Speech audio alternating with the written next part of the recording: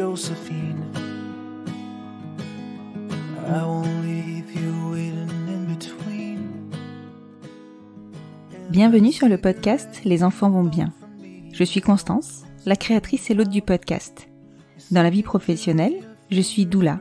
J'accompagne les futures familles dans la parentalité, mais ma vraie vie, c'est surtout celle de maman de 4 petites filles qui ont la chance d'avoir 2 mamans. Le podcast est né d'un double constat. Le premier est qu'en France, nous devons rassurer sur le fait que les enfants issus de familles extraordinaires vont bien. Le deuxième est que l'accès à la parentalité alternative n'est pas sans soulever de nombreuses questions. Alors chaque épisode du podcast y apporte des réponses éclairées et constructives. Maintenant, place à l'épisode. Vous écoutez l'épisode 9 de la saison 4.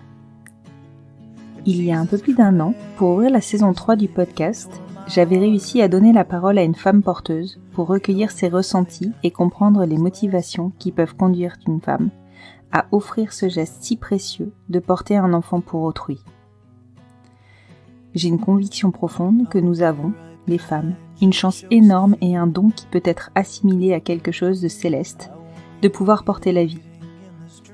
Je l'avais dit à l'époque, mais depuis petite, je suis intriguée et je me suis interrogée sur ma capacité à offrir ce cadeau. J'ai cherché longtemps un témoignage et j'avais écouté, fascinée, le parcours de Virginie qui avait porté pour son frère. Porter pour sa famille, c'est tout à fait ce qu'il me semblait réalisable, envisageable, encore plus depuis que je suis devenue mère et que j'ai compris que si on désirait la parentalité, en être privé était inenvisageable, invivable devrais-je dire. Oui, mais qu'en est-il quand il s'agit de porter pour un couple inconnu ?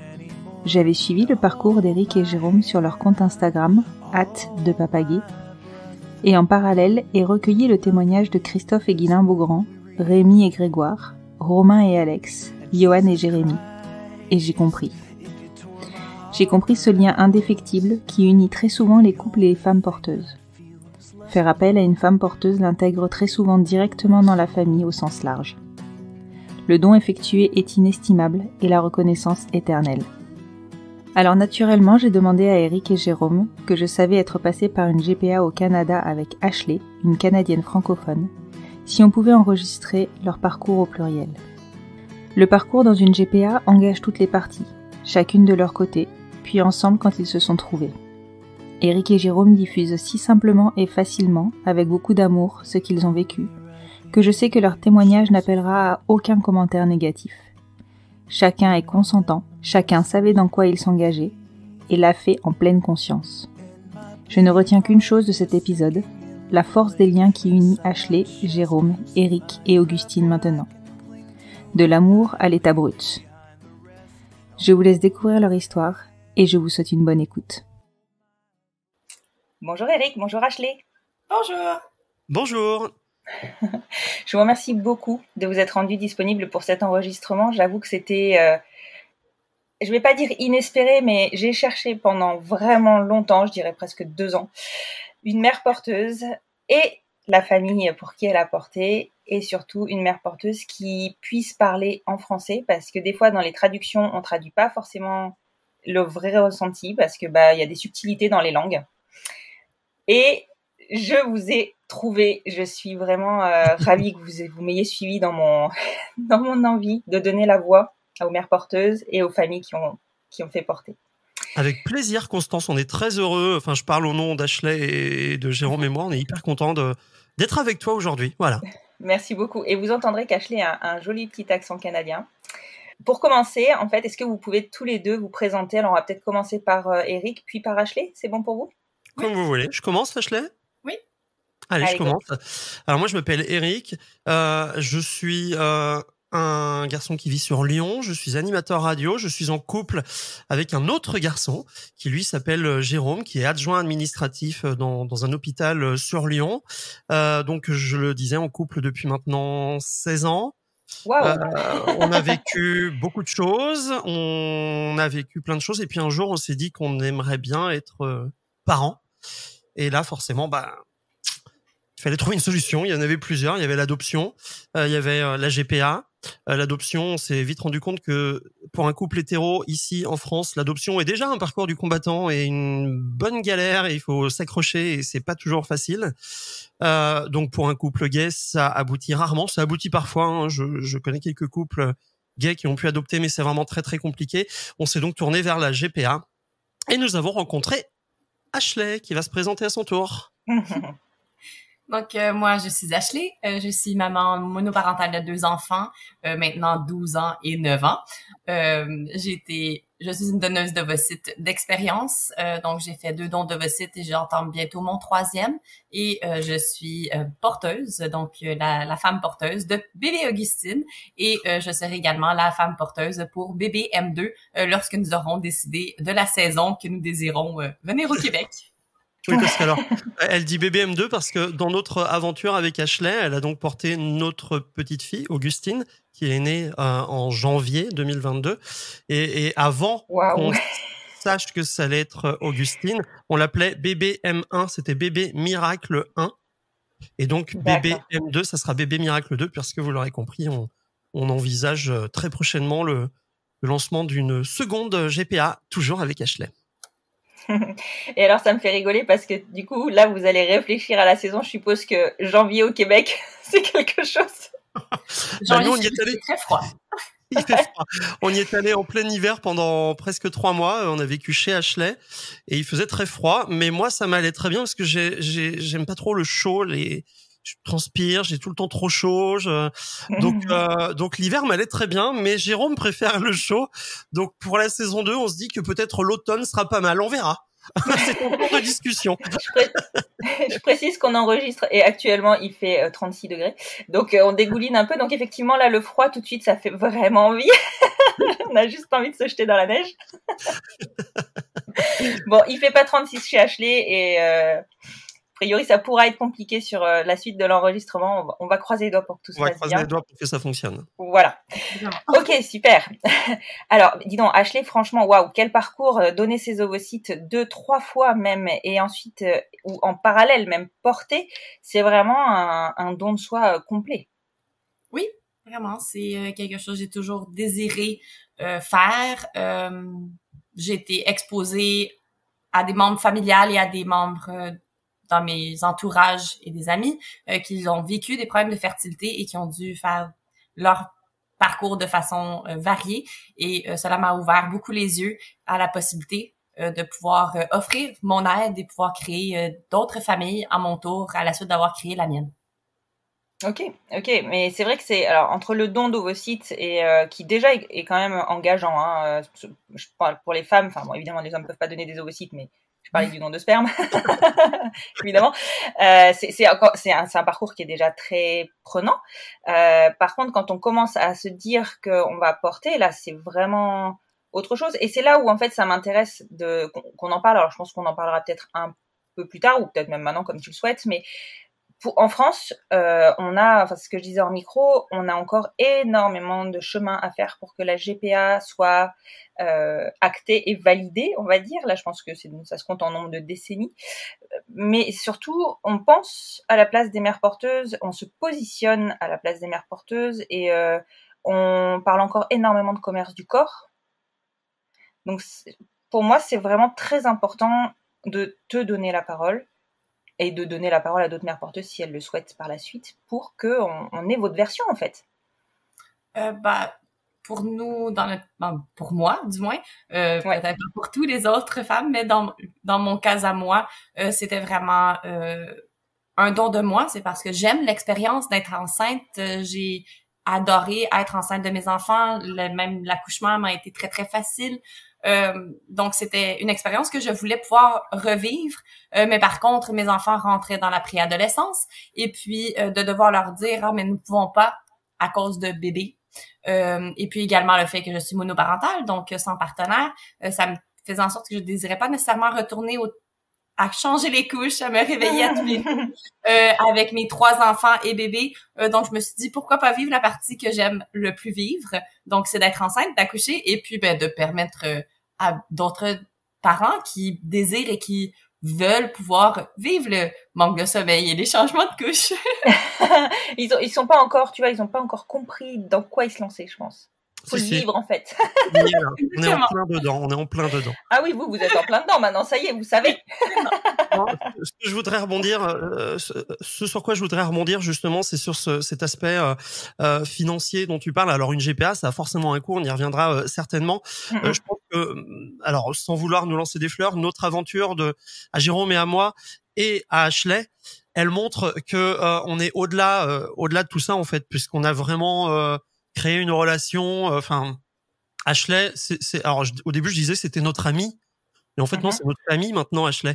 Donc, en fait, on a créé une relation où, voilà. Alors, bien évidemment, on va pas demander à une femme porteuse de payer tout ce qui est lié à la grossesse. Ça paraît évident. Je veux dire, elle nous fait déjà un don énorme. Donc, c'est sûr que si en plus elle doit payer de sa poche les aspects liés à la grossesse, donc oui, il y a des dédommagements pour une femme porteuse.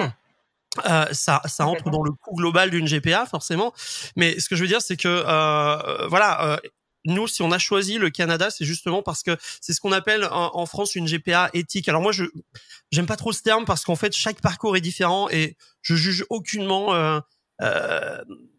Je juge aucun couple. Enfin, chacun fait son parcours, chacun vit son parcours, chacun va faire son parcours là où il peut, aussi en fonction de ses finances, parce que ça a un vrai coût. Il y a des endroits où la GPA va peut-être revenir un petit peu moins cher que si on va au Canada. Nous, on émet cette GPA au Canada parce qu'en effet, Ashley reviendra, mais en fait, au Canada, les femmes porteuses ne sont pas rémunérées. Elles n'ont pas un salaire pour faire ça et elles sont dédommagées des frais liés à la grossesse. Alors ça va des vêtements de grossesse à je sais pas, une société de déneigement, parce que si elle est enceinte l'hiver, on imagine bien que à 8 mois de grossesse, Ashley elle va pas sortir déneiger, prendre sa pelle. Vous voyez, c'est tout ce qui peut être lié de près ou de loin à la grossesse et qui a un rapport vraiment avec la GPA va être pris en charge dans ce qu'on appelle ces frais. C'est un dédommagement des frais liés à la grossesse. Voilà, mais Ashley n'a pas de salaire. Donc, si vous voulez, en gros, on peut pas dire elle s'enrichit en faisant une GPA. Bah non, ce n'est pas vrai. Voilà. Ouais, mais c'est ça. C'est vraiment juste le confort de la femme enceinte Oui, voilà. C'est pour nous permettre vraiment de vivre une grossesse de luxe. Parce que qui dit, une grossesse de luxe, c'est une grossesse relaxe. Une grossesse relaxe dit bébé relax. Donc vraiment, ça fait en sorte que ça maximise les possibilités aussi que bébé soit bien et qu'il n'y ait pas une perte possible. Surtout le fait qu'une GPA, c'est un grand risque. On parle de faire des transferts d'embryons qui ne sont pas biologiquement reliés à une porteuse. Et donc, il y a toujours une possibilité de rejet au niveau biologique. C'est quand même un aspect scientifique qui fait par rapport. Donc, voilà, la grossesse de luxe fait en sorte que bébé peut être bien, maman peut être bien. Et puis, tout se fait à vivre bien, pénible. Plus simplement. Ouais, c'est ça. Simplement. D'accord, ok. Et alors, pour en revenir à Eric et Jérôme, donc on a balayé, on a vraiment balayé rapidement tout ce qui s'est passé pour vous. Vous vous êtes rencontrés comment? Dans notre couple, tu veux dire, ou avec Ashley? Non, dans votre couple. Commençons au début. Non, Jérôme et moi, on s'est rencontrés tout simplement. Moi, je suis arrivé sur Lyon il y a une vingtaine d'années. Je travaillais sur une radio. Je connaissais pas cette ville. Jérôme était auditeur de la radio sur laquelle je travaillais. Et il a un jour gagné des places de concert. Il m'avait envoyé un petit mail. Et puis, on a sympathisé. Et puis, on s'est rencontrés par mon travail, en fait. C'est un auditeur de la radio où je travaillais. Je pensais que c'était pas possible, moi, ça. Moi non plus, franchement, techniquement, ça n'existe pas, ça. Mais en fait, voilà, j'ai franchi une petite limite de rencontrer des auditeurs en dehors et j'ai bien fait. Je regrette aucunement puisque ça va faire 16 ans qu'on est ensemble. Donc c'est le top. Voilà.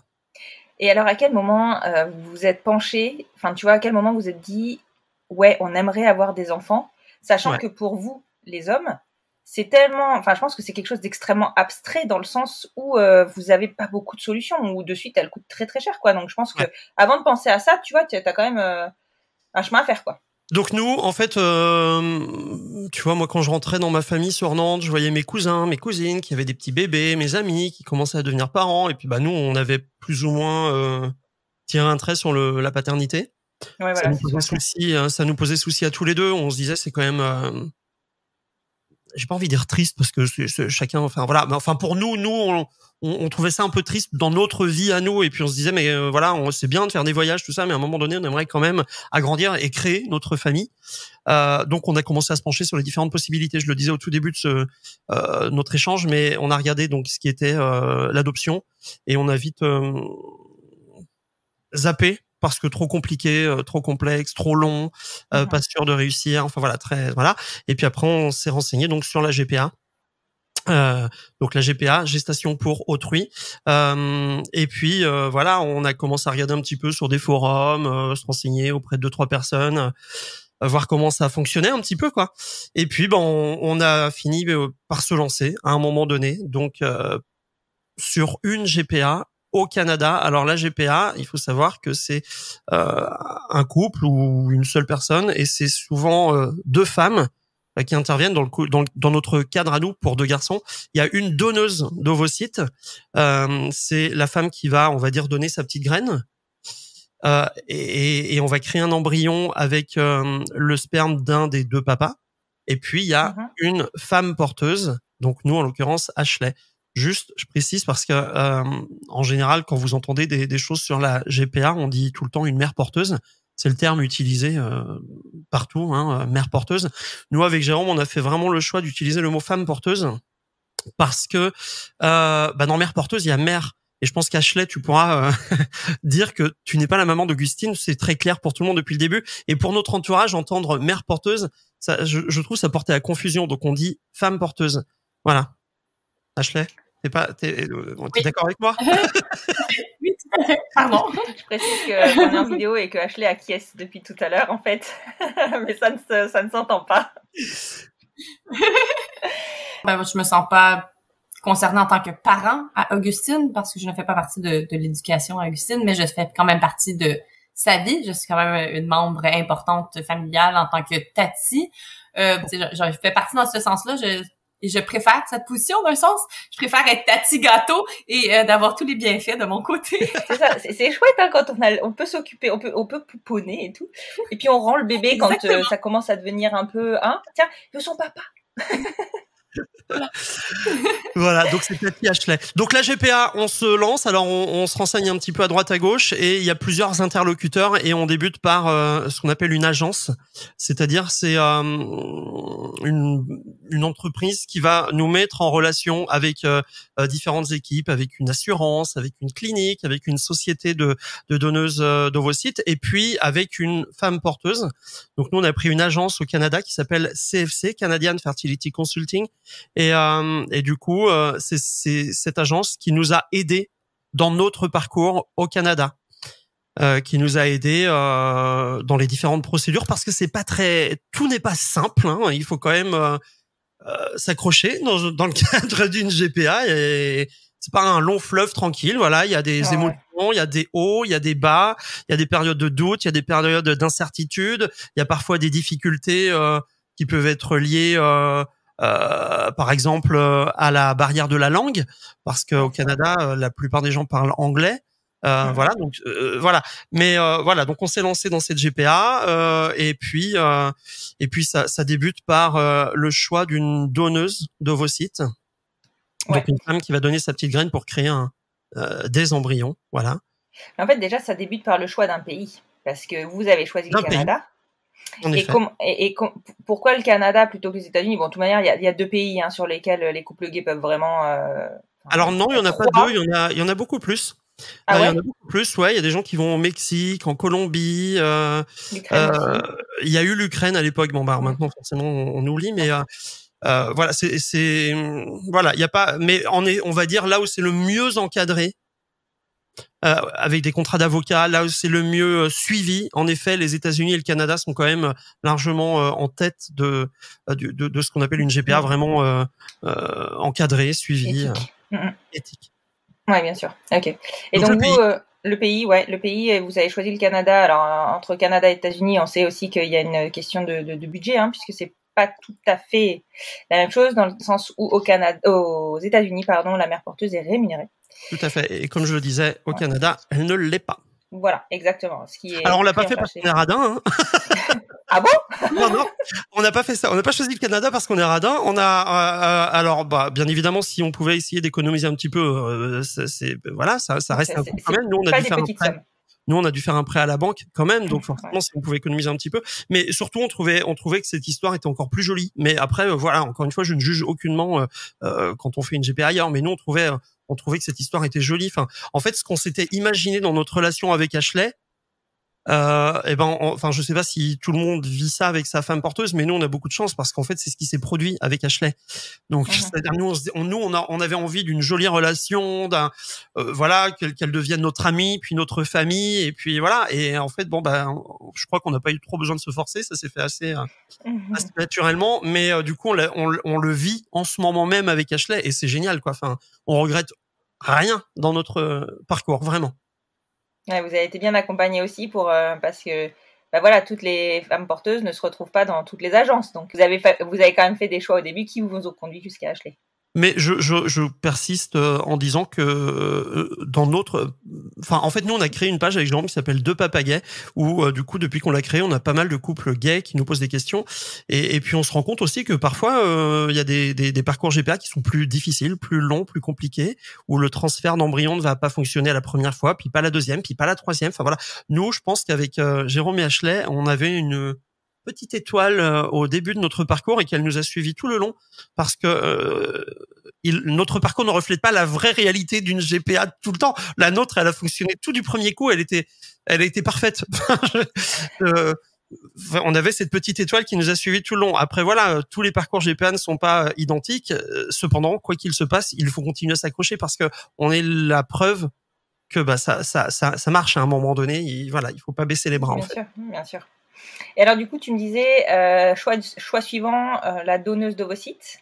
Donc là, comment ça se passe avec votre agence en fait? Ils vous font une proposition? On va être très honnête, on n'a pas, c'est des femmes qui, Ashley pourra en parler puisqu'elle a donné ses ovocytes 2 fois, mais en fait, c'est un catalogue, un petit peu, c'est pas très joli ce mot-là, mais c'est un peu ça en fait. On consulte des femmes qui sont sur un site, voilà, et qui donnent leurs ovocytes, et puis on doit choisir, en gros, celles avec qui on pourrait éventuellement matcher. Alors les gens te diront qu'ils regardent le dossier médical, patati, patata, nanana. C'est vrai, mais c'est pas très honnête. La vérité, c'est qu'en fait, on regarde le physique dans un premier temps. Si je suis très honnête avec tout le monde, on regarde le physique et après, après avoir regardé le physique, on va aller dans le dossier médical pour voir un petit peu, voilà, pour le détail. Mais la première, même si c'est moche, il faut être honnête. Je pense que tout le monde ne le dira pas, mais c'est la vérité. On regarde le physique. C'est comme ça que ça marche. Et je vais être très transparente avec toi. Pour les choix des donneurs, quand on a le choix, c'est pareil pour nous. Ah oui, j'imagine. Forcément, t'as forcément envie d'avoir quelqu'un qui ressemble soit à toi, soit à ta conjointe, pour avoir, de notre côté, j'entends, pour avoir un enfant qui ressemble aux deux. Donc forcément, le physique, il compte.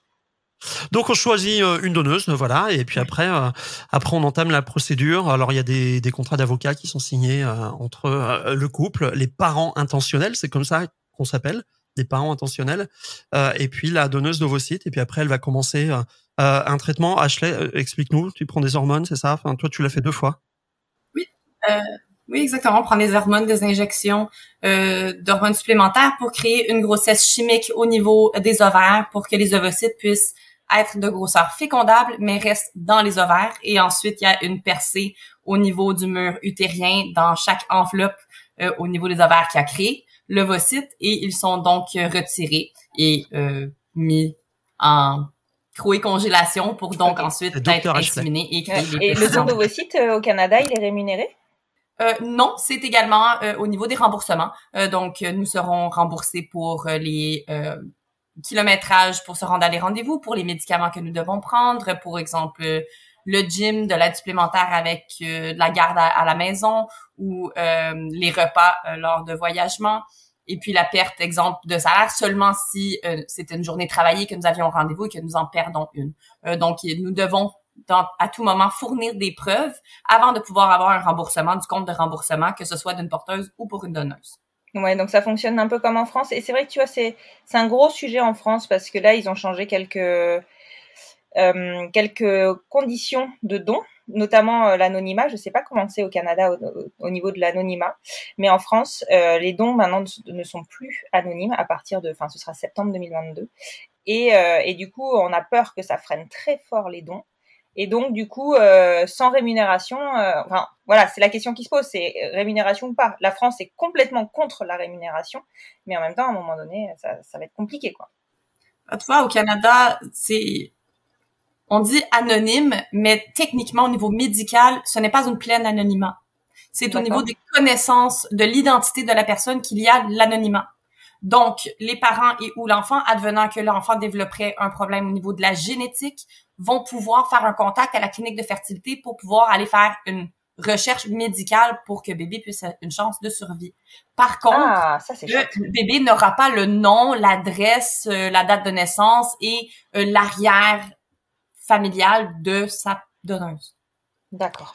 Alors, il y a aussi des femmes qui acceptent de communiquer leur identité. Nous, dans notre cas, on a choisi une donneuse d'ovocytes qui acceptait de communiquer son identité parce que on voulait pouvoir plus tard répondre à toutes les questions d'Augustine, y compris sur la donneuse d'ovocytes si elle le souhaite plus grande. Donc voilà. Donc nous, notre donneuse d'ovocytes, on a son identité, on sait comment elle s'appelle, on a son nom et son prénom et je crois même son mail. Enfin voilà, on a deux, trois petites coordonnées. On n'a pas noué de vrais liens avec elle. On a dû échanger 1 ou 2 petits mails au départ, mais on a son identité. Voilà, nous, elle acceptait de nous communiquer son identité. C'était un de nos critères avec Jérôme sur le choix de la donneuse. On voulait vraiment qu'elle soit OK pour nous dire qui elle est et pour un jour, si Augustine souhaitait la rencontrer, qu'elle soit OK aussi. D'accord, ok. Ça, c'est donc en fait au Canada, il y a la possibilité de choisir l'anonymat ou non du donneur ou de la donneuse. D'accord. Ouais, ça c'est. Enfin, tu vois, je pense que c'est un minimum. On devrait pouvoir avoir des banques qui ont, une banque qui a une partie des ovocytes ou du sperme qui est anonyme et l'autre qui ne l'est pas, et que ce soit un vrai choix. Ce qui serait logique en fait, c'est que ce soit la femme qui donne qui choisisse, tout simplement. Évidemment. Encore une fois, qu'en France on décide pour la femme. Alors qu'en fait, comme d'habitude, peut choisir et peut décider elle-même. C'est dommage. Mais au Canada, c'est ça, la donneuse. On fait le choix on peut faire un choix personnel de dire que nous voudrions avoir que des parents qui veulent être anonymes. Ou on peut faire le choix de laisser le choix aux parents, qui était dans mon cas, moi, dans mes dons d'ovocytes, je laisse le choix aux parents de choisir s'ils désirent entamer une relation avec moi ou non pour la suite de leur grossesse. J'ai donné à des couples hétéros et dans ce cas, souvent, la mère, elle ne réside pas à garder des liens, dans mon cas, parce qu'elle veut avoir la pleine connexion avec son enfant, dû au fait qu'elle n'a pas nécessairement ce lien biologique. Donc, je n'existe plus dans leur vie à la suite de mon don. C'était la façon qu'ils ont désiré de le faire, mais je pouvais dire, je veux seulement être avec des parents qui veulent me connaître. Donc, c'est vraiment le choix pour les deux, et pour les couples, et pour les donneuses. D'accord. Et toi, tes ovocytes, en fait, ils sont donnés aussi bien dans le cadre d'une PMA que d'une GPA.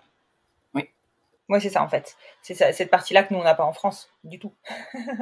C'est de la PMA, point. C'est la PMA et depuis pas très longtemps. Et non, le don d'ovocytes, c'est hyper récent. Hein. Et le double don, encore plus récent. Ouais. Bon, bref, on avance, hein, mais pas au même rythme mais pas au même rythme que le Canada. Très surprenant. Donc voilà. Nous, on a donc notre donneuse. On prend une donneuse aussi, il faut le dire, parce que nous, avec Jérôme, on avait déjà en tête notre possible famille à venir avec 2 enfants. Donc on prend une donneuse qui soit suffisamment, on va dire, productive, fertile, et qui produise suffisamment pour qu'on puisse faire des embryons avec papa Jérôme et avec papa Eric, avec Jérôme et avec moi, pour qu'on puisse congeler et utiliser, parce que vous aurez compris qu'en fait, forcément, on est obligé de choisir, on va dire, un papa biologique pour bébé 1 et que pour bébé 2, ça sera le 2e papa biologique. Ça sera pas le même. Vous voyez ce que je veux dire?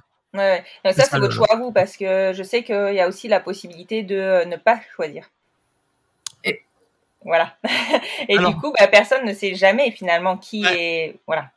Alors nous, au Canada, je dois dire que je sais pas si c'est partout pareil. Nous, on pensait que la clinique allait choisir pour nous. Sauf que un jour, la clinique nous a dit, voilà, le jour du transfert arrive, Ashley va bientôt venir, on prend les embryons de qui? De Eric ou de Jérôme? Et en fait, on leur a dit, mais vous choisissez pas vous? Et ils nous ont dit non, c'est à vous. de choisir. Et là, on était un petit peu. Ah oui, ça aurait été plus simple que ce soit eux qui choisissent. Bah ouais, parce que c'est ce qu'on pensait. C'est ce qu'on pensait vraiment. Donc nous, on a fait le choix de. On a dû choisir. Alors on est passé par plein d'étapes. Hein. Pour des couples qui passeraient par là un jour, c'est très compliqué parce que au début, c'est un peu tabou, donc on n'en parle pas dans nos propres couples parce qu'on a forcément tous envie de l'être. Bah, bien sur les deux. Et puis après, on essaie d'en parler un petit peu, puis c'est compliqué, puis un jour il faut vraiment trancher. Nous, on a fait le choix de ne pas le dire. Donc après, il y a des gens qui peuvent s'amuser avec des ressemblances, ça nous amuse. Voilà. En tout cas, on l'a pas dit, donc je crois qu'il y a pas beaucoup de monde qui sait réellement qui a donné sa petite graine de papa. Ashley le sait parce qu'elle est avec Concernée. nous dans le elle est avec nous dans le projet forcément. Mais voilà, non, enfin voilà, la clinique et puis peut-être une ou deux personnes qui doivent le savoir. Mais sinon, franchement, on l'a pas dit. Ouais, voilà. Ça c'est un choix personnel aussi. Effectivement, c'est un choix personnel que je comprends complètement parce que finalement, c'est quand même l'enfant des deux. Hein, donc, il y a un moment donné, c'est pas la génétique qui fait tout. Hein. Pour nous, il y a clairement deux papas et il n'y a pas de différence. Voilà. Vraiment, il n'y a aucune différence. Est-ce que vous pensez le communiquer à Augustine et à son petit frère ou sa petite sœur ? Bien sûr. D'accord, ok. Alors, comme je le disais, de toute façon, sur ce parcours, Augustine saura tout. Elle aura toutes les réponses. Alors, avec des mots d'enfant, on a déjà des petits livres, nous, ici, j'ai deux papas ou des choses comme ça, qui permettent d'expliquer un petit peu ce qu'est la GPA à un enfant avec des mots d'enfant. Et puis, bien sûr, en grandissant, elle aura forcément des questions un peu plus précises et concrètes auxquelles on répondra sans tabou aucun. Voilà. Et du coup, elle aura aussi un lien, et je suppose qu'elle l'a déjà, avec Ashley. Bien sûr, c'est sa tati Ashley. Ouais. Oui, toujours. Mais Ashley, c'est notre famille maintenant, donc oui. Alors c'est une famille qui est un peu loin. Hein, on va pas se voir tous les 15 jours. On va pas boire l'apéro le dimanche midi ensemble parce que ça fait un peu loin et un peu cher pour boire l'apéro. Ça fait un trajet Lyon-Montréal. Ouais, oui, voilà. Mais on essaie d'entretenir de façon régulière des petits appels visio. Et puis on va être amené à se revoir. Alors bien sûr, il y a BB2, mais après, dans notre vie future, on sera amené à se revoir dans le cadre de voyages, de vacances. Enfin voilà, on se reverra, c'est sûr, tout le temps. Et ce choix de Ashley, pardon Ashley, parce que c'est parce que tu es là et que je pense pas qu'on t'ait choisi sur catalogue, soyons clairs, mais comment il s'est fait ? Alors, je commence et après tu termines, Ashley, ok ? Alors, parce que c'est un choix qui est commun en fait, c'est pas dans un sens unique. C'est pour ça que je commence, parce que ça commence par nous et puis c'est ensuite Ashley. En fait, alors donc on fait notre don d'ovocytes, il crée les embryons, il congèle les embryons. Ensuite, on recherche une femme porteuse. Et d'ailleurs, niveau embryon, par curiosité, vous en avez combien ? Ouf, on peut faire une équipe de foot. C'est rassurant. Il y en a qui ont parfois 2 ou 3 embryons et que quand il y a un transfert échoué et qui commence à stresser, nous on est assez large, je crois qu'on en a 12 chacun, un truc comme ça. Donc c'est vraiment ouais. Ouais, nous on est okay, donc, en cas de transfert échoué, on a encore d'autres tentatives. Vous voyez, on n'est pas ça va, on est tranquille. On est à ouais. Donc ensuite, on recherche une femme porteuse. C'est là qu'intervient aussi l'agence dont je parlais tout à l'heure, donc CFC pour nous. Qui nous transmet des profils de femmes comme Ashley qui souhaitent se lancer dans une GPA, porter des enfants. Donc en fait, nous on reçoit des petits mails avec des profils. On check les profils et puis après on va dire à CFC, nous on a vu le profil de Ashley, il nous plaît bien, voilà, transmettez-lui le nôtre. Notre dossier, parce qu'au final c'est Ashley qui va finalement choisir. Ashley, elle va recevoir plusieurs profils de plusieurs couples. Et puis après, Ashley, qu'est-ce que tu fais quand tu reçois ton mail avec tiens, tu as 5 couples qui se sont intéressés à ton profil. Voilà, t'en as 5, tu choisis qui. Donc voilà, je reçois un courriel avec plusieurs différents profils. Donc ça va dépendre de la porteuse et de la sélection des parents. Honnêtement, je me rappelais plus trop combien. Je crois que j'avais peut-être une dizaine. Donc, on a un profil général avec des PDF en attaché qui nous expliquent un peu qui ils sont, ce qu'ils font dans la vie, ce qu'ils entendent comme relation future, ils désirent avec nous en tant que porteuse. Et puis, moi, j'avais certains critères que je voulais respecter dans mon choix de sélection de parents. Donc, je recherchais un couple que ça faisait plus de 10 ans qu'ils étaient ensemble. Je recherchais un couple de ma communauté LGBTQ+. Je voulais absolument le supporter. Moi, même en tant que lesbienne, je tiens à supporter notre communauté, à pousser les tabous contre nous et puis agrandir notre communauté puis les connaissances qu'il peut y avoir envers nous. Donc, c'est important pour moi de trouver un couple qui en faisait partie. Ainsi, je vais pouvoir bâtir une relation assez proche et avoir un petit clic, une chimie naturelle qui pouvait se créer.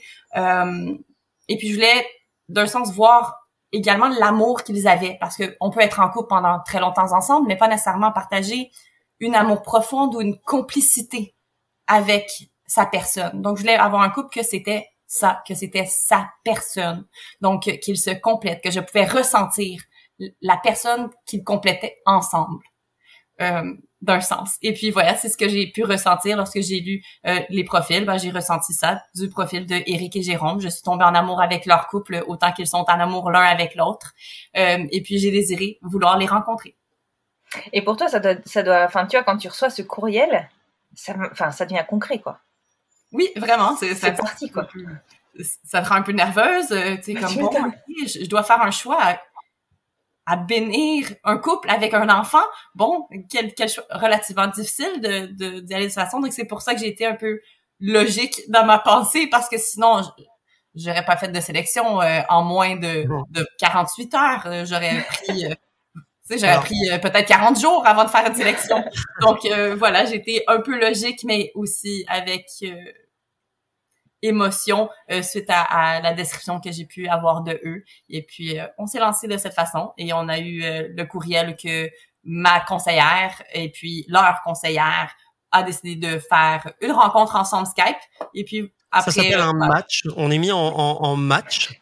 Donc en gros, on est mis en contact, en relation. Donc après, comme on le souhaite, nous, on a décidé de créer un groupe WhatsApp. Jérôme est un peu plus timide que moi. Ashley est un petit peu timide aussi, donc on n'a pas, ils ont pas souhaité et l'un et l'autre faire une vidéo tout de suite. Donc on a commencé juste par de l'écrit. Et puis bon, l'écrit s'est plutôt bien passé. Nous, on était hyper soulagés d'avoir une porteuse qui parle français, parce que la barrière de la langue allait être un peu compliquée. On s'était préparé à des difficultés. Voilà. Bon, Ashley parlait français, donc c'était parfait pour nous. Et en fait, voilà. Donc on a un match et après, au bout de 10 jours, soit nous, on peut se dire elle a l'air très sympathique, mais il n'y a pas eu ce feeling et on se sent pas de partir dans ce projet avec Ashley. On lui souhaite bonne chance avec un autre couple. Et puis Ashley peut aussi dire les garçons, ils sont très sympathiques, mais j'ai pas eu cette alchimie. Je leur souhaite bonne chance avec quelqu'un d'autre. Ça sera pas avec moi. Enfin voilà. Bon, en l'occurrence, on a 10 jours. Nous, on avait préparé. Nous, on l'a senti assez rapidement, peut-être même dès les premières heures, on a senti que ça allait le faire avec Ashley. Et pour la petite anecdote, on avait préparé une petite demande officielle, un truc un peu joli. Ashley a tout gâché, je vais vous expliquer, mais on avait préparé un truc un peu joli pour Ashley, veux-tu être notre femme porteuse, enfin un truc machin. Et on s'était dit dans 10 jours là, à la fin du match, on va lui faire cette petite demande de façon officielle et tout. Et puis en fait, au bout de 3 jours, on reçoit un mail de notre conseillère qui dit c'est bon, Ashley a validé le match. Et nous on se dit mais non, on n'a pas fait la demande. On n'a pas fait la demande officielle. Bien sûr qu'on allait. Je pense que c'était tellement une évidence que ce match allait être validé que voilà. Mais nous on était dégoûtés parce qu'on n'avait pas notre demande officielle, tu vois. Donc on a impulsive. Donc on a dit Ashley, alors on fait comme si t'avais pas validé, on fait la demande quand même. Voilà. Donc voilà. Techniquement après voilà, on a fait cette voilà. Et alors, et juste pour la petite anecdote, quand je dis qu'on a eu une petite étoile sur ce parcours, c'est-à-dire qu'il y a des couples aussi qui parfois passent beaucoup de temps avant de rencontrer une porteuse. Et la porteuse, elle vient pas comme ça, on claque des doigts et on a une femme porteuse. C'est pas aussi simple. Nous, avec Jérôme, on avait toujours cette petite étoile, puisqu'Ashley, c'est le seul et le premier profil auquel nous nous sommes positionnés avec Jérôme, en se disant que ce profil nous plaisait. Et je dois dire que quand 24 heures après, on a reçu un mail pour nous dire Ashley, enfin c'est réciproque, Ashley vous a choisi. Moi, j'ai sauté de joie et je dis mais c'est pas possible.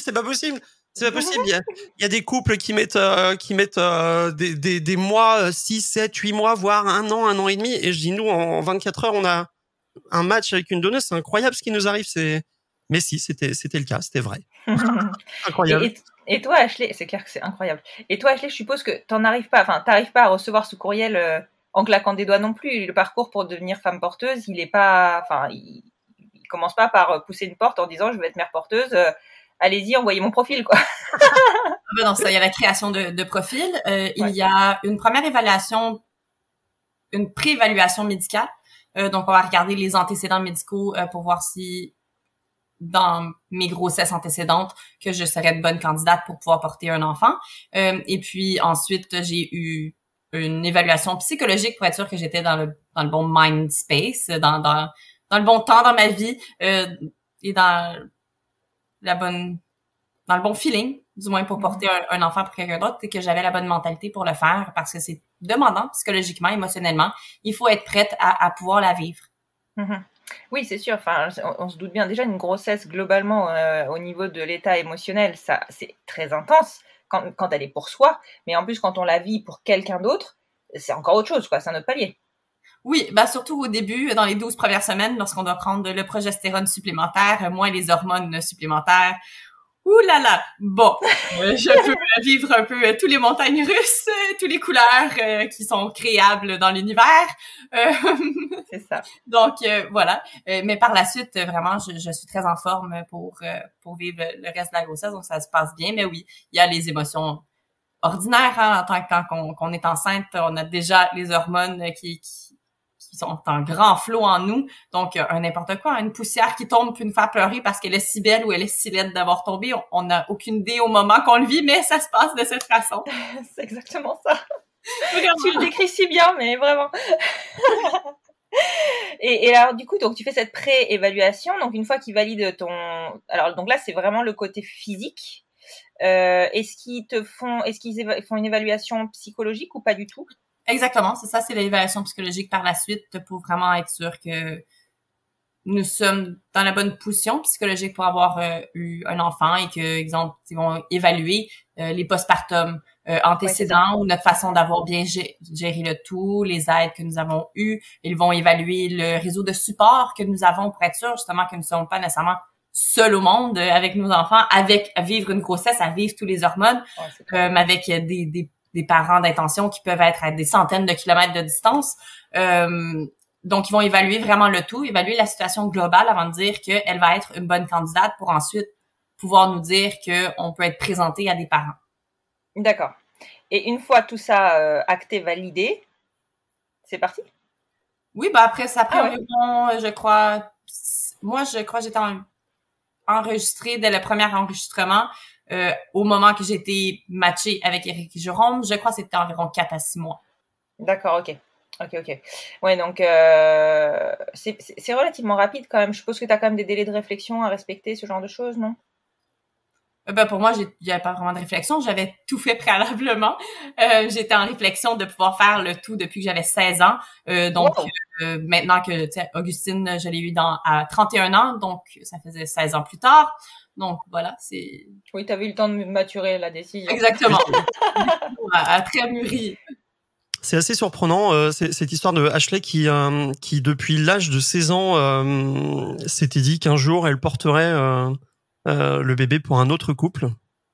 Nous, quand Augustine est née, on a traversé plein d'émotions et je me souviens d'un soir où, alors bon, l'accouchement c'est pas tout à fait passé comme prévu. Enfin, on y reviendra peut-être, mais Ashley a eu une césarienne d'urgence, c'était un petit peu plus compliqué. Et puis quelques jours après, on rentre chez Ashley. Ashley était dans sa chambre et il y a la maman d'Ashley qui vient nous voir un soir. Nous, on habitait chez Ashley pendant toute cette période et donc la maman d'Ashley arrive. Je lui ouvre la porte et je sais pas, enfin les émotions, tout ça, je fonds en larmes dans ses bras parce qu'on est trop content que Augustine soit là, parce qu'on a vécu tellement d'émotions que le trop plein sort. Et je fonds en larmes dans ses bras et la maman d'Ashley me dit je suis tellement contente pour vous, vous êtes géniaux les garçons, vous êtes super, vous allez faire des super papas, vous êtes merveilleux. Et moi, je lui dis, mais n'importe quoi, Nona, tu dis n'importe quoi, c'est pas nous qui sommes merveilleux, c'est ta fille. Qu'est-ce que tu dis? Nous, on n'est pas du tout merveilleux, c'est Ashley, enfin, sans elle, on n'en serait pas là. Et là, Nona me répond, mais tu dis n'importe quoi, Eric, Ashley, si ça avait pas été vous, ça aurait été quelqu'un d'autre, puisque depuis l'âge de 16 ans, Ashley, je l'entends dire qu'elle veut faire ça. Et je suis hyper contente que ce soit avec vous. Donc bon, bref, on a encore plus pleuré, forcément, mais voilà, en effet. Vous aussi, vous avez subi des hormones, non? Oui. Ils ont vécu leur grossesse, on dit une grossesse sympathique, empathique. Ils l'ont très bien En France, on vécu dit de côté émotionnel. Donc en tout cas voilà, ce que je veux dire c'est qu'en effet Ashley vraiment c'est surprenant, mais depuis l'âge de 16 ans elle disait qu'elle voulait porter le bébé pour un autre couple. Voilà. Et alors du coup, parce que 16 ans c'est hyper tôt, et ta mère a priori, en tout cas ton entourage t'a soutenu. Oui. Non mais tu dis oui d'une façon comme si c'était évident, mais en France c'est pas évident du tout. Moi, je viens d'une famille que, oui, c'est quand même surprenant parce que je viens d'une famille très chrétienne. J'ai été élevée dans l'église avec des gros barèmes. Donc, même dans mes départs, lorsque je savais au fond de moi que j'étais une lesbienne, on me disait que c'était un péché, qu'on était pour prier pour moi, que c'était simplement une phase, c'était des mauvaises pensées. Donc, c'était un peu drôle, mais pourtant, dans tous mes choix difficiles, et même lorsque j'ai décidé réellement de dire je suis lesbienne et je vais avancer de cette façon, que vous soyez ou pas, ils ont fait bon ben d'accord, on va être présent, on prend la main, on y va. Mais aussi j'ai un peu aussi adouci ma famille, tu sais, comme justement elle l'entend depuis que j'ai 16 ans.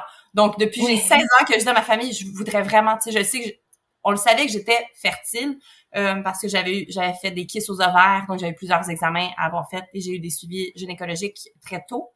Donc j'ai su que je pouvais ovuler 2 fois par mois. Donc déjà j'avais une fertilité supplémentaire. Donc j'avais cet appel à dire bon ben moi j'aurais aucun problème à avoir des enfants. Donc pourquoi pas par la suite, on se comprend, on est né avec plus de 300 millions d'ovules. Pourquoi pas en donner quelques-uns après que moi j'ai eu les miens. Je vais en prendre que 2 ou 3, maximum 4. J'aime que les noms pairs, donc voilà, je vais en prendre de 2 à 4. Le reste, ils sont libres.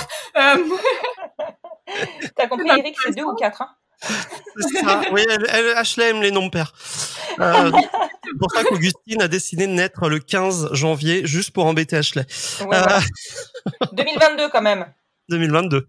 Oui, mais il y avait beaucoup de on essayait un mois pair avec une journée paire avec une année paire. Oublie, elle a échoué. On avait tout misé sur vers le 28. On avait tout misé sur le 28 décembre, mais non, elle a pas voulu. Mais 2021, ça marche pas, c'est pas pair non plus. Voilà. Elle a choisi sa façon de faire, la petite. Mais... elle avait son agenda, hein. C'est pas le vôtre, c'est tout.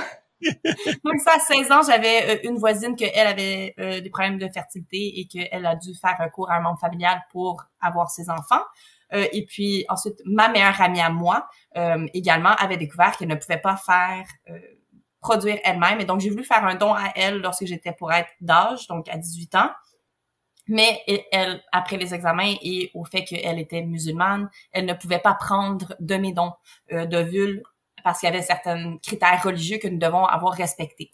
Donc, à ces fins, j'ai donc décidé de pouvoir faire ce don avec un autre couple. J'ai tombé enceinte de mon fils entre-temps. Donc, lorsque j'ai eu mon fils à 20 ans, par la suite, j'ai fait mon premier don d'ovocytes. Ensuite, mon conjoint, que j'ai eu ma fille. Nous sommes restés ensemble quelques années. J'ai fait mon deuxième don d'ovocytes. Nous nous sommes quittés et je me suis dit, je veux vivre une grossesse pour moi. Parce que justement, je voulais vivre la grossesse, mais mon conjoint et ma conjointe par la suite, elle voulait que je porte pour nous, mais ne voulait pas ne se voyait pas me supporter à porter pour quelqu'un d'autre. Donc, ne pas avoir, de devoir vivre tout le cheminement de la grossesse et les difficultés qui y venaient, mais pas d'y avoir le résultat final qui était pour être à nous. Donc, lorsque j'ai une séparation officielle, j'ai commencé à me découvrir moi en tant que femme. Je voulais vivre une grossesse qui était pour me faire ressentir pleinement femme. C'est un peu dur à... Ça, vraiment, dans ta pleine puissance, quoi. Exactement, tu sais, quand on rentre dans certaines périodes de nos vies où qu'on grandit et puis on veut pleinement se retrouver. Et puis, cette façon de faire m'a vraiment fait me retrouver en tant que femme je suis Wonder Woman, je peux tout faire tout seul, réellement tout faire tout seul. Donc voilà, j'ai décidé de m'entamer de cette façon et notre histoire. Voilà. Et le meilleur, c'est que ça a fonctionné et je comprends tellement, tu vois, cette sensation de puissance. On est capable effectivement excuse-moi Eric, hein, mais on est capable de tout faire toute seule. Ouais, c'est sûr que sans Ashley, on n'aurait rien pu faire, en effet, de toute façon. Exactement. On lui doit la femme, sexe fort. C'est ça. Bon, j'arrête ma minute militantisme. pour reprendre l'autre partie de mon militantisme. Ok, et tes enfants dans tout ça, Ashley, comment ils t'ont suivi en fait? Parce que c'est pas, je suppose que, alors attends, Augustine, ouais, non, ils avaient quoi? Ils avaient 1 an de moins quand tu t'es lancée? Oui, donc 8 et 11. Ouais, 8 et 11, ouais. Ou peut-être 1 an et demi de moins, quoi. D'accord. Et du coup, comment ça s'est passé pour eux? Parce que pour le coup, eux, ils l'ont vécu, la grossesse. Oui. Oui. Ok, pas de sujet. Très bien. Oui. Donc, ils savaient depuis longtemps. J'avais débuté à leur expliquer mon désir. Ils savaient déjà que j'avais fait des dons préalables parce que c'était important pour moi que mes enfants aient l'idée qu'ils puissent un jour rencontrer un demi-frère ou une demi-sœur biologique à eux. Parce que biologiquement, il y a 2 enfants dans notre région, dans le Grand Montréal, qui sont biologiquement reliés à moi. Donc, je voulais que mes enfants aient cette conscience, parce que veux pas, en tant qu'adulte, on grandit, on se dit, oh là là, s'ils se mettent à fréquenter des personnes, et puis là, ils rencontrent. On veut quand même qu'il y ait cette souciance de, si elle ressemble à ma mère, je vais peut-être me poser un peu plus de questions. Ça serait quand même pas de bol, mais bon, on sait jamais, le monde est parfois tout petit. Donc, franchement, j'ai enregistré un épisode il y a pas longtemps, le monde est tout petit. Oui, c'est vrai, ouais. Dans notre communauté, notre monde est quand même assez petit dans notre communauté. Et dans le Grand Montréal, je sais pas, mais tout le monde connaît tout le monde qui connaît tout le monde d'un sens. Donc voilà, je vais être vraiment sûre que mes enfants avaient cette souciance, donc ils sont au courant que maman a déjà fait des dons d'ovocytes. Et puis ils savaient que c'était quelque chose que je voulais faire dans le futur. Donc j'avais expliqué aux enfants qu'il y avait une possibilité que maman fasse un 2e don d'ovocytes, ou bien possiblement de porter un bébé pour quelqu'un. Donc là, il y avait les questions, mais comment ça peut se faire? Donc ensuite, j'ai recherché justement toutes les informations qui peuvent expliquer de façon enfantin pour que les enfants puissent mieux comprendre qu'est-ce qu'une GPA de la façon que nous allons le vivre. Parce qu'il y a plusieurs sortes de GPA. On peut avoir une porteuse dont l'homme fait une insémination directe et elle porte un enfant qui est biologiquement relié à elle, mais qu'elle le redonne au couple à qui le bébé est relié au niveau du père, ou bien, dans notre cas, nous, il y a le don d'ovocytes et ensuite le transfert d'embryon. Donc, c'était un état qui était très important pour mes enfants à comprendre que bébé n'est pas biologiquement relié à maman. Bébé appartient à Éric et Jérôme. C'est bébé Éric Jérôme. Ashley a simplement l'outil, dans le fond, pour pouvoir porter bébé, parce qu'Éric Jérôme, ils peuvent pas porter bébé, hein. Biologiquement, ce n'est pas possible. Donc, on rentre un peu dans les conversations anatomie avec son enfant. On explique un peu, en général, où ils sont rendus au niveau de l'aspect sexualité. Et puis, on a expliqué que bébé Augustine est simplement un bébé qui a été préalablement créé, qui est juste assez grande pour être mise en maman et s'y accrocher. Et que bébé Augustine avait environ 5 jours lorsque elle a été mise pour bien s'accrocher et être toute coussinée, confortable en maman. Ouais. Et ça, pour moi, c'est assez facile à comprendre pour les enfants, en fait. Exactement. Donc voilà, expliqué de cette façon, ils ont vu, ok. Et puis j'ai expliqué des images, des petites vidéos. Ils ont rencontré Éric et Jérôme. Et puis ils ont débuté à les appeler les papas. Ouais, c'est trop chou. Donc cette connexion avait déjà commencé à se faire. Et puis, lorsqu'il s'adressait à bébé Augustine, il disait, bébé, tu vas être super, tu empruntes maman, mais tu vas être avec papa bientôt. Tu sais, il lui parlait de cette façon. Lorsqu'on a eu son nom, il parlait à Augustine avec son prénom, mais il disait toujours, tu vas être bientôt avec tes papas. Comme nous sommes contents que tu es avec nous et maman, mais bientôt tu vas être tes papas. Donc, il faisait cette déconnexion de réaliser que Augustine était pour être leur cousine et non leur petite sœur. Ouais, elle viendrait pas à la maison. Elle est venue, mais voilà, elle resterait exactement. Pas à un truc qui était trop chou, c'est que pendant toute cette période de grossesse, Ashley disait c'est mon four et c'est leur petit pain. Elle parlait de la situation, c'était les petits pains pour Jérôme et moi, et on trouvait ça trop mignon, c'est mon four, leur petit pain, on trouvait ça trop chou. Voilà, vraiment. C'est clair, c'est trop chou. Pour revenir quand même sur notre parcours après, donc on a rencontré Ashley, on a matché, ça l'a fait. Ashley a eu le transfert d'embryon. Après, il se passe une dizaine de jours durant lesquels c'est très long parce qu'on croise les doigts, on se dit est-ce que le petit embryon va s'accrocher, est-ce que il ne va pas s'accrocher et ça sera un transfert échoué et il faudra replanifier un second transfert dans quelques semaines. Voilà, donc c'est 10 jours où la clinique nous dit ne faites pas de test de grossesse parce que ce n'est pas fiable à 100%. Il faudra attendre les 10 jours et faire une prise de sang et puis une deuxième prise de sang 48 heures plus tard pour voir si les taux ont doublé, auquel cas on pourra conclure officiellement une grossesse. Donc pas de test de grossesse. Bien évidemment, Ashley a fait des tests de grossesse. Il nous les envoie dans nos packages de porteuses. Okay. Non, mais alors c'est nul. Enfin, je veux dire, ils peuvent pas te dire n'en faites pas et t'en envoyer, quoi. Et donc, voilà. Et le test de grossesse a été positif. Et du coup, moi, j'avoue que je me suis clairement emballé en disant, oh, ça a marché. Jérôme me disait, calme, parce que Jérôme, moi, je suis un peu plus, je sais pas comment. Voilà. Extraverti. Et donc Jérôme est plus calme, plus posé. Et heureusement, c'est en ça qu'on se complète, lui et moi. Et Jérôme me disait, non, ils ont dit qu'il fallait attendre les 10 jours. Ne t'emballe pas, Eric, calme-toi. On s'emballera quand elle aura fait, Ashley, c'est 2 prises de sang à 48 heures d'intervalle.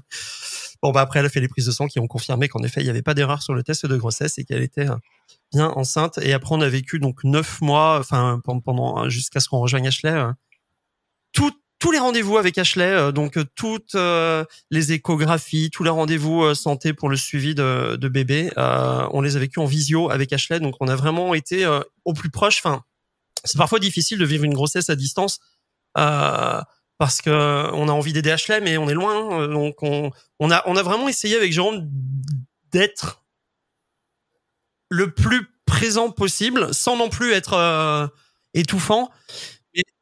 D'être le plus présent possible et de faciliter la vie d'Ashley. Je dis ça alors que en vrai on est loin, donc c'est pas toujours évident, c'est pas facile. En tout cas, on a essayé de faire au mieux ce qui nous semblait être ça va d'une petite attention, un petit bouquet de fleurs, juste un petit mot, un petit peu de soutien, enfin des choses comme ça.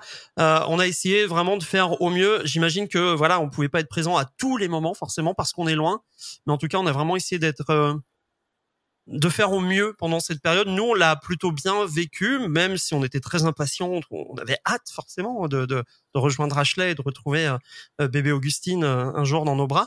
Mais on l'a très bien vécu parce que Ashley nous a permis de vivre tout en fait. Enfin, c'était super quoi. Vraiment, on a tout vécu depuis le transfert. On était déjà en visio dans le bloc et tout après c'est fait les rendez-vous sage-femme, les échographies, tout. On a fait tout en visio, donc c'était super, vraiment. Oui, mais en plus, vous avez été impacté par le Covid et le travel ban, non? Ouais. Oui, exactement. Donc, ça faisait en sorte qu'on ne pouvait pas faire de voyage. Donc, justement, les visios ont vraiment été notre seule façon pour nous de pouvoir créer notre lien. Ainsi, par la suite, il y a eu aussi la possibilité que nous puissions ne pas être tous ensemble à l'accouchement, parce que le COVID, ça faisait en sorte que même qu'il y avait des femmes qui accouchaient seules pendant le COVID. Donc, on avait certaines craintes qui s'imposaient au COVID, mais vraiment, on a eu la chance parce que ça s'est bien déroulé malgré le tout. On a eu quand même beaucoup d'exceptions. La maison de naissance nous permettait de tous être ensemble lorsque les papas sont arrivés au Canada. On a pu faire quand même tous nos rendez-vous ensemble, les 4. Et puis, à l'hôpital, nous avons pu être tous ensemble, à part également pour la césarienne, parce que dans le bloc opératoire, il n'y a pas assez d'espace pour avoir plus d'un parent ou plus d'un compagnon dans la pièce. Donc, il y a eu vraiment le seul moment qu'il y a eu un choix d'être fait, ça a été à ce moment.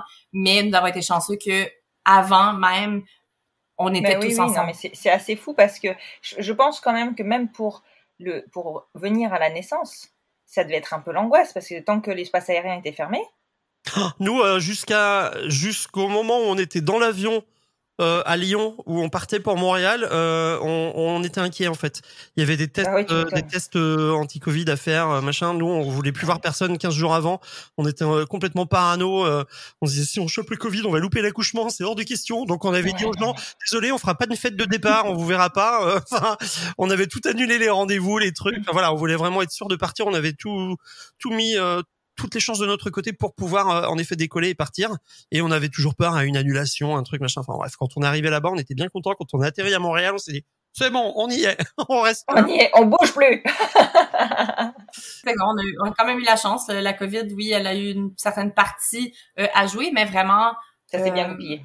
On a quand même on s'est bien débrouillé. J'ai vraiment, c'est important pour moi que les papas puissent vivre leur grossesse. Parce que oui, je suis celle qui est enceinte, je suis celle qui est physiquement enceinte, mais c'est leur grossesse parce que c'est leur attente à leur parentalité. Donc, c'est important pour moi qu'ils vivent chaque moment, donc même certains moments beaucoup plus émotionnels. Je leur partageais pour qu'ils puissent ressentir un peu de mes émotions, malgré qu'ils se sentaient un peu mal parce qu'ils se sentaient impuissants, ils ne pouvaient pas nécessairement être présents pour moi ou nécessairement comprendre pleinement l'émotion. On se comprend, c'est assez complexe une femme enceinte. Nous-mêmes, on comprend pas nos propres émotions. Donc voilà, tu sais, on se comprend pas, il nous comprend pas. C'est tout à fait normal d'être dans un monde de confusion en grossesse. Exactement, un peu. Mais vraiment, j'ai tout partagé avec eux et c'est important pour moi qu'ils puissent le vivre. Donc vraiment, tous les rendez-vous, que ce soit sage-femme, les prises de sang, les tests de diabète, vraiment, ils ont été à tout, parce que c'est important qu'ils aient tous les étapes. Toute petite crainte que je pouvais y avoir, tu sais, vers la 12e semaine, lorsque j'ai arrêté les hormones, on a vécu quelques petits saignements, du spotting qui peut être normal suite à l'ajustement corporel des hormones artificielles chimiques au balancement corporel au niveau naturel de son corps. Donc, j'ai eu quelques spottings. Puis malgré ma crainte de partager ça avec eux, parce que j'avais une certaine crainte de tu sais, je veux pas nécessairement leur faire peur, ils sont tellement si loin, c'est leur bébé. Et puis également, la crainte supplémentaire de possiblement perdre bébé. J'ai quand même pu ressentir une très bonne ouverture et communication avec les papas. Donc, on a pu partager tout, réellement tout. Ensemble de A à Z. Mais c'est marrant parce que tu vois, tout à l'heure, tu disais que tu avais envie de vivre cette grossesse pour toi, mais finalement, tu l'as partagée. Oui. Peut-être même plus oui. que ce que tu partageais sur les 2 précédentes. Et en fait, enfin, tu vois, c'est pas une grossesse pour toi que tu as vécu, c'est une grossesse pour eux. C'est pour nous. Bah, pour eux, physiquement.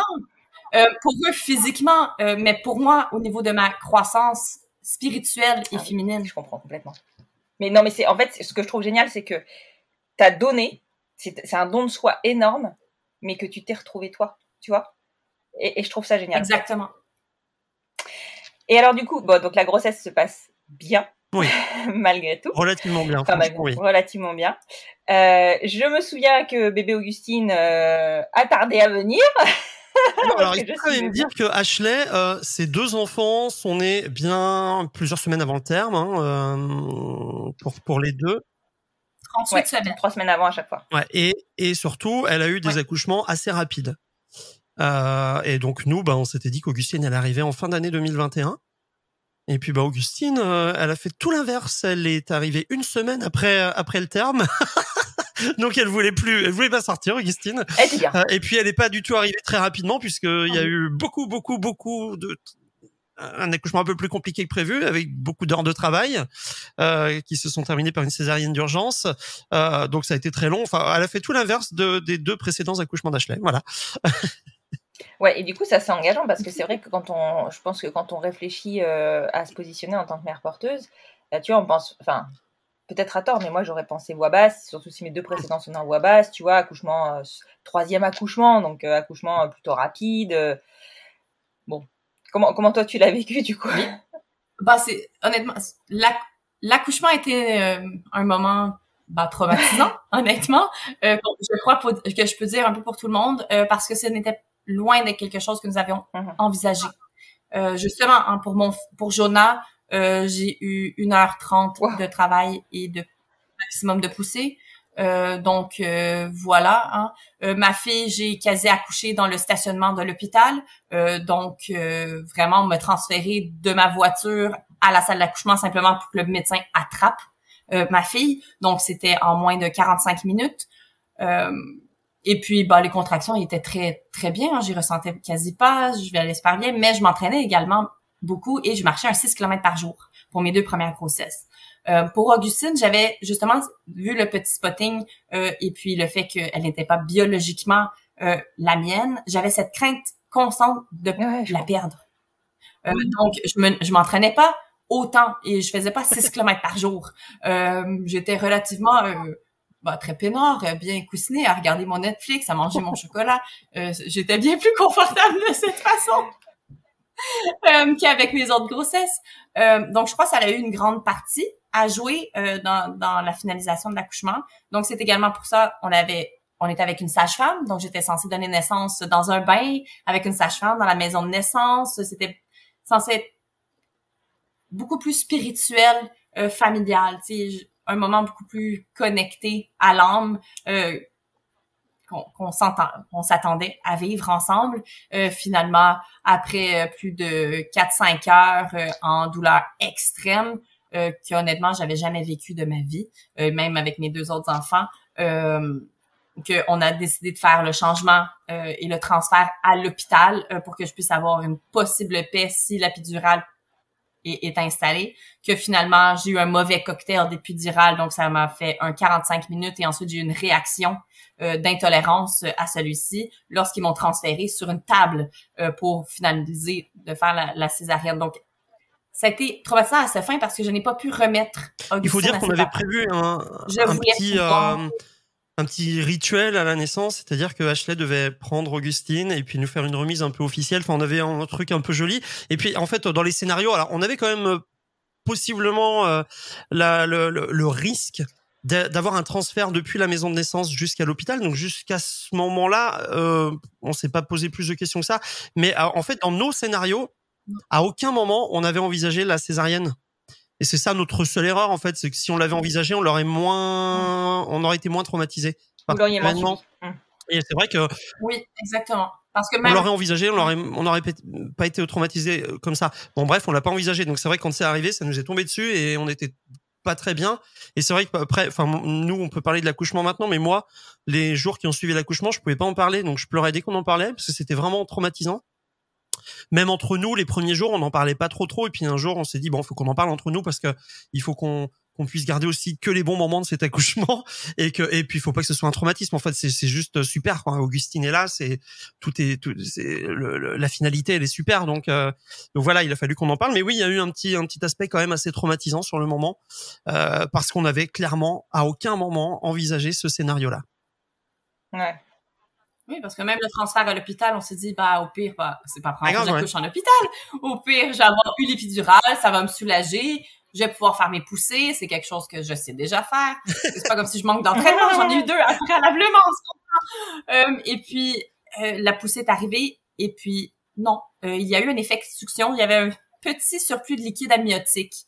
Et puis, personnellement, je crois que ça en a fait une partie. C'est le fait que les contractions arrivaient, je faisais la poussée. On voyait Augustine, ses cheveux, mais aussitôt que la contraction arrêtait et qu'on me disait « Mais vous pouvez vous permettre un peu de repos », c'est un mensonge. Je ne pouvais pas me permettre aucun repos. Elle décidait de revenir. Donc, effet de succion, elle retournait. Donc, je poussais et elle retournait. Donc, ils m'ont assisté avec une ventouse pendant 15 minutes suite à 3 heures de poussée. Oh là là. Et puis, on dit, finalement, césarienne. Et puis, c'est à ce moment-là que pour nous, ça nous a frappé réellement que OK, on me transfère. Ouais, là, le projet était plus le même, quoi. Donc, il y a eu ce premier choc de OK, on me transfère. Là, on doit faire, les papas doivent faire le choix de qui vient avec moi. Et puis là, moi, j'avais la culpabilité que les papas devaient faire ce choix de pas pouvoir être présente pendant ce choix, de vivre toute cette douleur et toutes ces émotions tout en même temps. Elle a dit qu'elle avait une culpabilité et nous, on avait une culpabilité de la voir autant souffrir et de se dire, mon Dieu, elle fait ça pour nous et même pas pour elle. Enfin, et on se disait, mon Dieu, nous aussi, on avait un énorme sentiment de culpabilité en se disant, mais pourquoi elle fait ça pour nous? Elle a pas mérité ça. Pourquoi elle souffre autant? Et nous, on était bien sûr impuissants.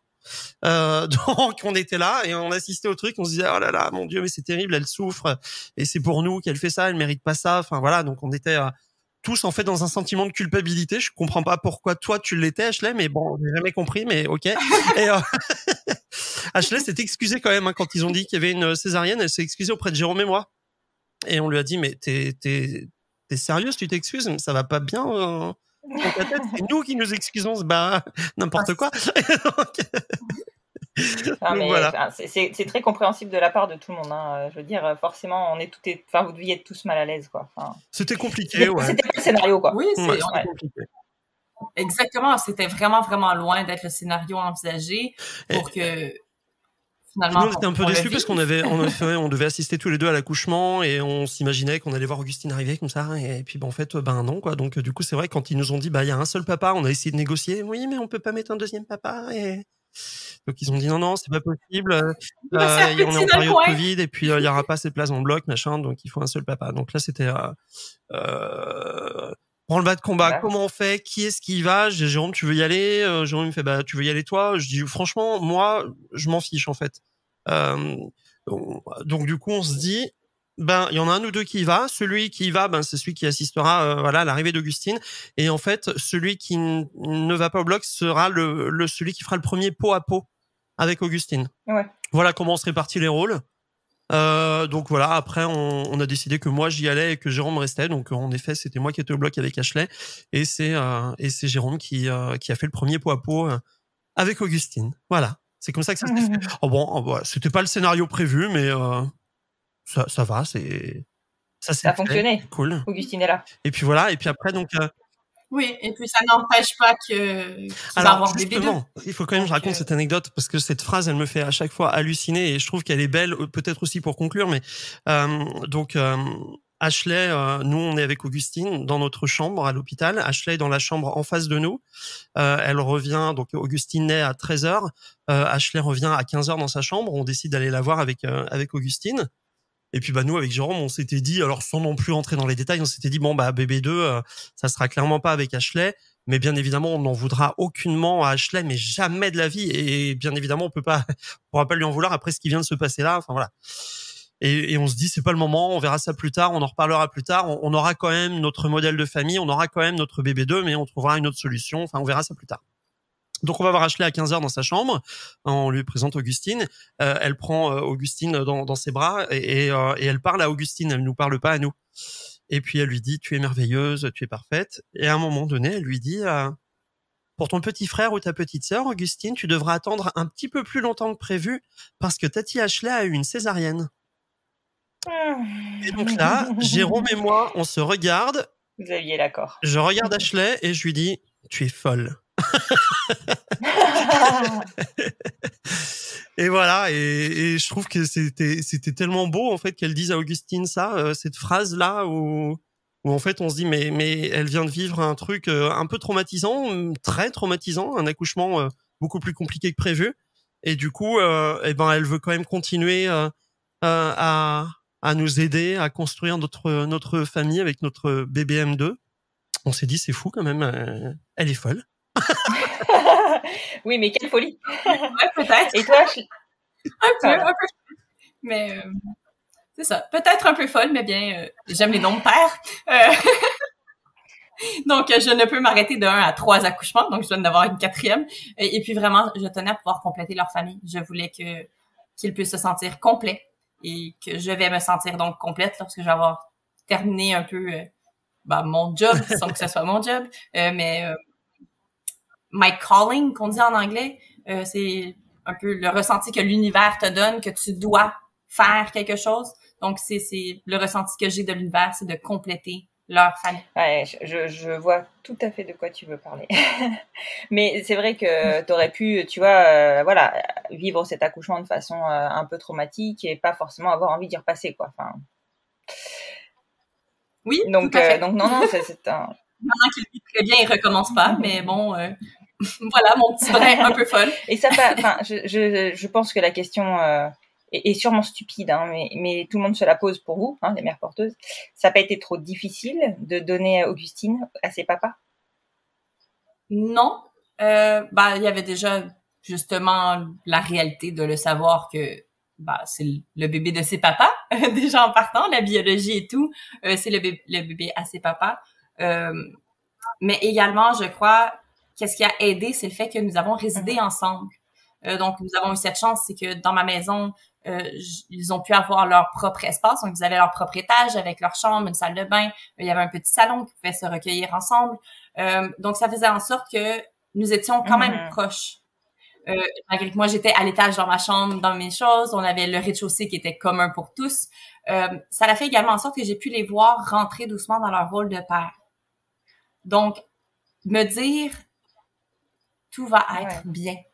elle va être choyée, elle va être aimée, mais pas juste de le savoir de façon superficielle, mais de l'avoir vécu avec eux, d'avoir vécu et vu l'amour que non seulement qu'ils voient et qu'ils vivent entre eux, en couple, parce que je le voyais à distance, mais lorsque j'ai pu vivre avec eux, j'ai pu voir la vraie amour que partagent Éric et Jérôme, voir leur vraie complicité, voir à quel point qu'Éric peut être hyper extraverti et Jérôme peut calmer un peu parfois, mais Jérôme peut nous surprendre dans ces petits moments.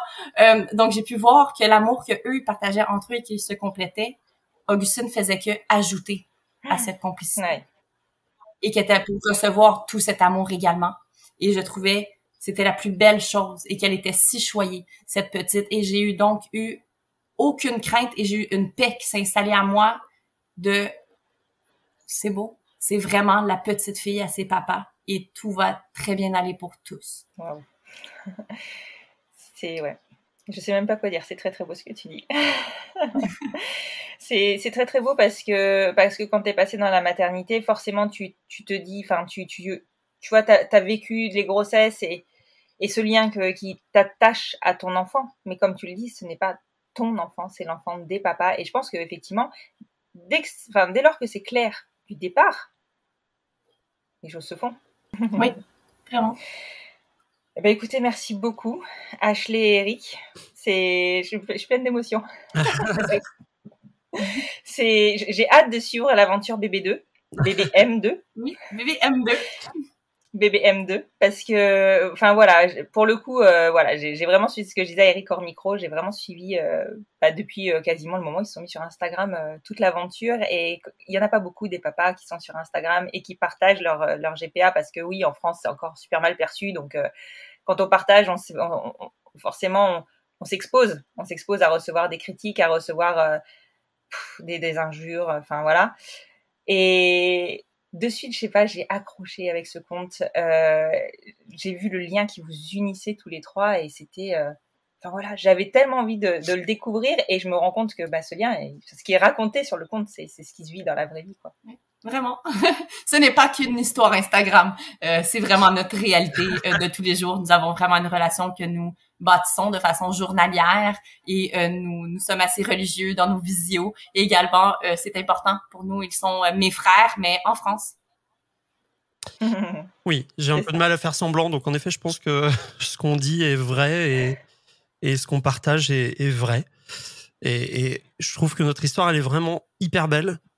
Et que définitivement, je pense que quand on nous écoute et quand on voit cette relation qu'on a construite avec Ashley, ça donne une autre image de la GPA, je pense. Et on voit que il se passe quelque chose. Enfin, en tout cas, vraiment, nous, il s'est passé un truc, et qu'Ashley est entrée dans nos vies pour toujours. Et que peu importe le temps ou la distance, eh bien, on sait qu'on va rester en contact toute notre vie avec Ashley, en fait. Alors, bien évidemment, il y a on va pas s'appeler tous les jours, mais on le sait aussi, il faut être conscient que la distance, le temps, tout ça, mais elle est dans nos vies pour toujours. Voilà, ça c'est une certitude, c'est clairement. C'est un fait, ouais. Voilà. Tu m'as fait pleurer. T'es contente, t'es fière de toi. Bon. Mais en tout cas, encore une fois, je vous remercie beaucoup. Je pense que vous aurez très certainement, en tout cas Eric, et je sais pas Ashley, mais en tout cas Eric, je pense qu'il y a des gens qui vont encore plus venir vers toi suite à cette histoire, suite à l'écoute du podcast. Je réponds à toutes les questions avec grand plaisir. On a donc notre compte Instagram qui s'appelle Deux Papas Gays. Et voilà, ça sera avec plaisir s'il y a des gens qui ont des questions sur le parcours GPA. Eh bien, n'hésitez pas. Voilà. Par contre, Ashley, elle est prise là. Hein. Donc, n'essayez pas. Vous nous laissez, Ashley, elle est pour nous. C'est notre Ashley à nous.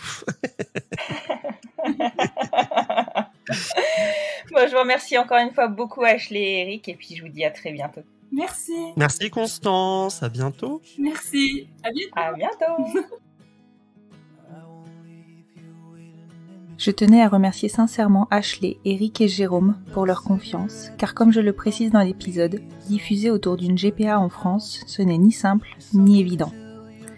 L'adage « pour vivre heureux, vivons cachés » s'applique d'autant plus dans un contexte où la conception de ces enfants n'est pas légiférée en France et où tout peut être renversé du jour au lendemain. La GPA est illégale en France, elle est légalisée dans certains pays. L'envie d'enfant ne se contrôle pas et ne se discute pas. L'interdiction de concevoir pour certaines personnes uniquement par d'autres non concernés pour la plupart, est intolérable. Diffuser et visibiliser contribue à normaliser ces familles et surtout à faire avancer l'opinion dans l'optique de l'étude et de la construction de la future loi bioéthique. Je l'espère sincèrement, en tout cas. Je passe à la partie newsletter audio du podcast. J'aime écrire mes intros juste après mes montages et non pas directement après les enregistrements. Pourquoi ? Je ne sais pas. J'enregistre toujours très à l'avance parce que je reste dans la crainte de manquer de matière, si l'on peut dire. Cette deuxième écoute est pour moi une deuxième découverte, loin de l'écoute active, mais du coup moins sensible de l'enregistrement. Je suis concentrée, je mène mon enregistrement, je suis moins dans l'émotion que sur cette deuxième écoute. Souvent d'ailleurs, je rentre à nouveau en contact avec mes invités durant le montage pour partager à nouveau la magie de l'épisode. Il n'en reste pas moins que chaque fois que je me retrouve devant mon application de prise de notes, je suis prise du syndrome de la page blanche.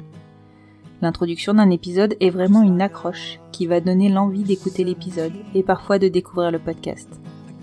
Un peu comme une quatrième de couverture. Certaines fois, l'inspiration vient toute seule. Et d'autres, je produis une intro au forceps dont je ne suis pas satisfaite.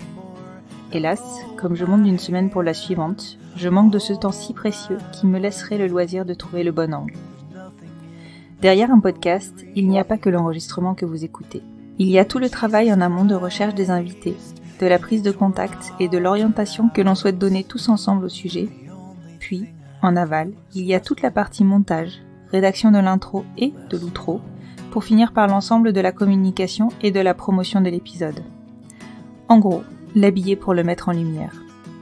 Ce n'est pas la partie sur laquelle je suis la plus à l'aise. Je suis plutôt un bulldozer, comme on dit dans le commerce. J'abats du gros œuvre, mais lorsqu'il faut rentrer dans la partie peinture et déco, pour la mise en vente, ce n'est plus la même limonade. Non pas que je ne sois pas précise, juste, je n'aime pas me mettre en avant et je ne sais pas le faire pour mon travail. J'en reviens donc au sujet initial. J'aime écrire mes intros juste après mes montages, et pour la première fois, je commence par cette partie que l'on appelle l'outro, dont je n'ai longtemps pas su quoi faire. L'outro, c'est comme une conclusion, pour apporter de l'info sur l'épisode et donner l'envie d'aller écouter le suivant. J'ai trouvé important de vous parler des émotions et des sentiments qui me traversent durant ces périodes de travail et de vous faire part aussi de mes difficultés. Je vous ai donc dévoilé un peu des coulisses du podcast dans cette outro, qui maintenant fait office de newsletter pour moi. J'ai enfin trouvé quoi faire de cette partie qui a ainsi du sens. Après tout ce petit blabla, si vous en avez encore l'envie et le loisir, vous pouvez partager le podcast pour le soutenir, soit sur vos plateformes d'écoute, soit via le bouche à oreille car je sais qu'il fonctionne bien. Je vous remercie profondément pour tout votre soutien et maintenant que vous avez la pêche, je vous souhaite une excellente semaine. Jesus Christ, please tear my heart out. So I wanna feel a little less alone. Less alone.